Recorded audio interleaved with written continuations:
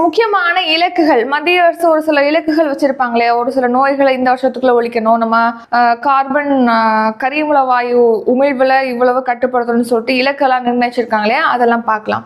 காசநோயை பாத்தீங்கன்னா 2025ஆம் ஆண்டுக்குள்ள முற்றிலும் ஒழிக்கிறதுக்கு மத்திய அரசு இலக்கு நிர்ணயிச்சிருக்காங்க. தமிழ்நாட்டிலேயே அதான் இலக்கு. ஆனா சர்வதேச அளவுல 2030க்குள்ள ஒழிக்கிறதுக்கு இலக்கு நிர்ணயிக்கப்பட்டிருக்கு. அடுத்த மனிதர்கள்ல பாத்தீங்கன்னா நாய்க்கடினால ராபிஸ் தொற்றானது ஏற்படுது. இந்த ராபிஸ் தொற்று பாத்தீங்கன்னா 2030ஆம் ஆண்டுக்குள்ள ஒழிக்கணும் அப்படின்னு சொல்லிட்டு WHO வேர்ல்ட் ஹெல்த் ஆர்கனைசேஷன் உலக சுகாதார நிறுவனமானது டார்கெட் வச்சிருக்காங்க, இலக்கு நிர்ணயிச்சிருக்காங்க. அடுத்த 2030ஆம் ஆண்டுக்குள்ள பாத்தீங்கன்னா ஒவ்வொரு வருஷமும் ஆண்டுதோறும் 50 லட்சம் டன் பசுமை ஹைட்ரஜன் உற்பத்தி செய்வதற்கான திறனை ஏற்படுத்தணும். ஒவ்வொரு வருஷமும் 50 லட்சம் டன் பசுமை ஹைட்ரஜனை நம்ம உற்பத்தி செய்யற அளவுக்கு நம்மளுடைய திறனை மேம்படுத்தணும் அப்படின்னு சொல்லிட்டு இலக்கு நிர்ணயிச்சிருக்காங்க 2030க்குள்ள. அடுத்து புதுப்பிக்கத்தக்க எரிசக்தி மூலமா, புதுப்பிக்கத்தக்க எரிசக்தினா ரினியூவபிள் எனர்ஜி, அதாவது சூரிய சக்தி, காற்றாற்றல், நீராற்றல் மூலமாக மின்சாரம் உற்பத்தி செய்யறது. 2030ஆம் ஆண்டுக்குள்ள 500 ஜிகாவாட் பாத்தீங்கன்னா புதுப்பிக்கத்தக்க எரிசக்தி மூலமாக மின்சாரம் உற்பத்தி செய்யணும் அப்படின்னு சொல்லிட்டு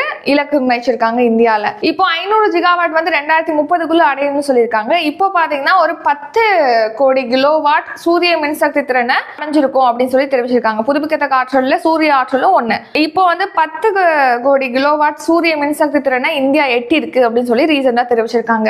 அணுசக்தி மூலமாக 2047க்குள்ள 100 ஜிகாவாட் மின்சாரம் உற்பத்தி செய்யறதுக்கு இலக்கு நிர்ணயிச்சிருக்காங்க. சோ இந்த இலக்கு அடைவதற்காக உதவியாக இப்போ இந்தியாவிலே மிகப்பெரிய அணுமின் நிலையமானது ஜெய்தாப்பூர்ல அமைக்கப்படுகிறது. வட இந்தியாவிலே முதன்முறையாக இப்போ ஹரியானா மாநிலத்தின் கோரக்பூர்ல பாத்தீங்கன்னா ஒரு அணுமின் நிலையமானது நிறுவப்படும் அப்படின்னு சொல்லிட்டு அறிவிச்சிருக்காங்க.